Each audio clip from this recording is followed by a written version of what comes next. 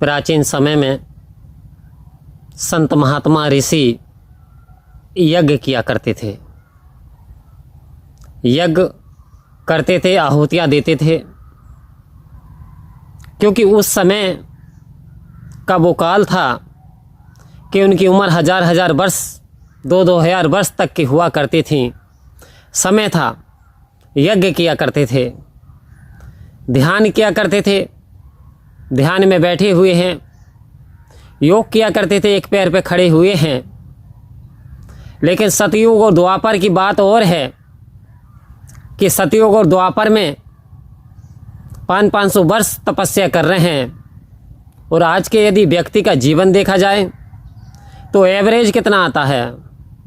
Average 80-90 है, 70 पे ही ज़्यादातर, तो एवरेज 70 पे टिका हुआ, लेकिन हद से हद हो जाए तो 80-90 है, ये एवरेज है। तो फिर व्यक्ति यज्ञ किस समय करे, किस समय योग समाधि लेकर के बैठ जाए? क्या 80 वर्षों तक योग समाधि लेकर के बैठ जाएगा तो फिर करेगा क्या? सोचने का विषय है। तो कह रहे हैं कलियुग केवल नाम आधारा, सिमर सिमर नर उतरे पारा। कह रहे हैं यदि पार होना है इस घोर कलिकाल कलियुग में, तो कह रहे हैं नाम का आधार लेना पड़ेगा। अब नाम क्या है जी? नाम है ये परमपिता परमात्मा, नाम है ये रमेति रमेति राम, नाम है ये कण कण में व्याप्त कृष्ण, ये नाम है ये निरंकार इटर्नल पावर, जिसको सुप्रीम कहते हैं, सर्वशक्तिमान, ये नाम है। यदि कोई व्यक्ति समाधि ना भी लगाए, एक पैर पे खड़ा ना भी हो, यज्ञ कई सौ वर्ष तक ना भी रचाए, तब भी यदि वो सिमरन करता है, एक घड़ी आधी घड़ी आदि से पुनियाद, तुलसी संगत साध की तो कटे कोट अपराध। यहाँ तो कह रहे हैं साधुओं की संगत यानी सत्य की संगत। सत्य क्या है? ये परमपिता परमात्मा। एक घड़ी में से आधी घड़ी, आदि में से पुनियाद, यदि इस सत्य का संग कर लिया, इस सिमरन को कर लिया, तो आज दास प्रमाण देगा सिमरन की शक्ति ने रच दिए हैं इतिहास, लिख दिए इतिहास, ऐसे इतिहास जिसे कोई मिटा नहीं सकता।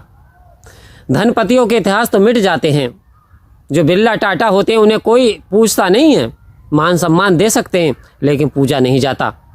उनके मंदिर लोग नहीं बनवाते, अपने घरों में उनकी मूर्ति स्थापित नहीं करते, उनकी पूजा पाठ नहीं करते, बट सम्मान के साथ इतिहास लिख दिया जाता उन्हीं का भी।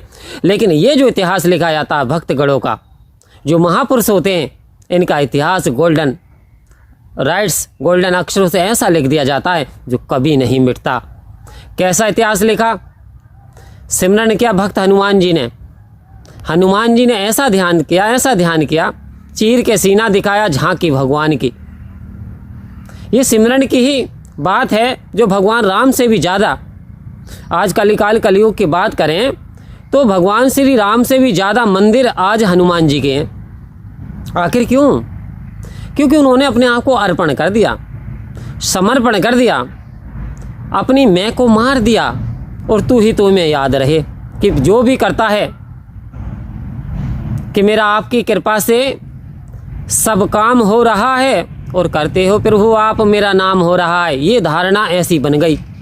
जो भी महारत हासिल हो जाती थी, कहते थे लोग हनुमान जी ने ये काम कर दिया, हनुमान जी ने ये कर दिया, तो हनुमान जी कहते थे मेरा आपकी कृपा से, प्रभु की कृपा से, भगवान श्री राम की कृपा से मेरा काम हुआ है, मैं कौन हूँ? और यहाँ सहनसा अवतार सिंह जी महाराज अवतार वाणी में कह रहे हैं करन करावन हार तू, सब कुछ तेरे पास, अंग संग तुझको देख के ये दास करे अरदास। कह रहे परमपिता परमात्मा आप ही करने वाले हो, आप ही कारण हो, आप ही कारक हो, आप ही करता हो।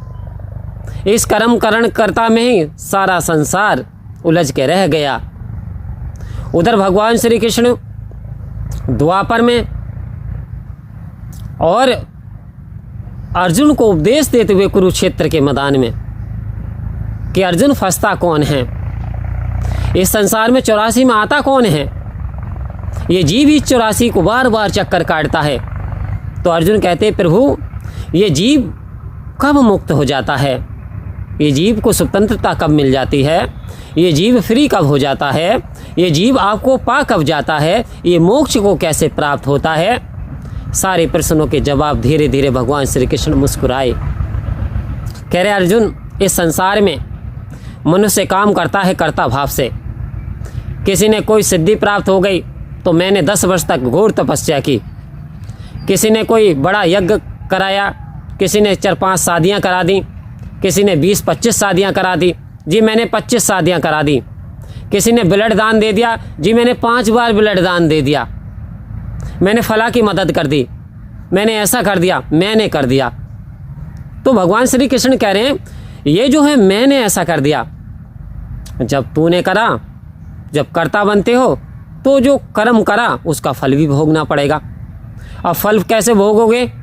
क्योंकि कर्म आपने किया है तो आप फल भी योनियों के रूप में भोगोगे, भिन्न भिन्न प्रकार की योनियों में जाओगे। फिर कह रहे हैं 84 में वो जीवात्मा चली जाती है। तो भगवान श्री कृष्ण से अर्जुन पूछते हैं फिर वो मुक्त कहाँ हुआ? भक्ति भी मुक्त ना हुआ। कह रहे हैं हाँ जी, जो मैं मेरी के मान में बंधा पड़ा रहता है, जो कहता मैं करता हूँ, वास्तव में वो बंधन से मुक्त नहीं होता। तो कहते करना क्या है?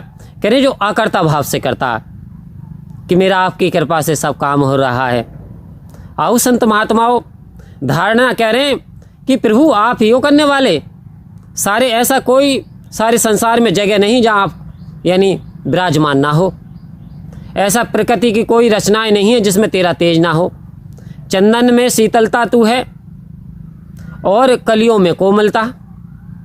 संत महात्मा सदगुरु ने ऐसी दिव्य दृष्टि, ऐसा ज्ञान आज प्रदान कर रहे हैं कि जो करता है ये संहार करता भी यही है और सुनने वाला भी है, सुनाने वाला भी ये है। वरना इंसान के बस की बात, जीव के बस की बात नहीं जो सदगति को प्राप्त हो जाए। कब होता है? जब स्वयं परमात्मा कृपा करते हैं तो जीवन में सदगुरु का अवतरण होता है।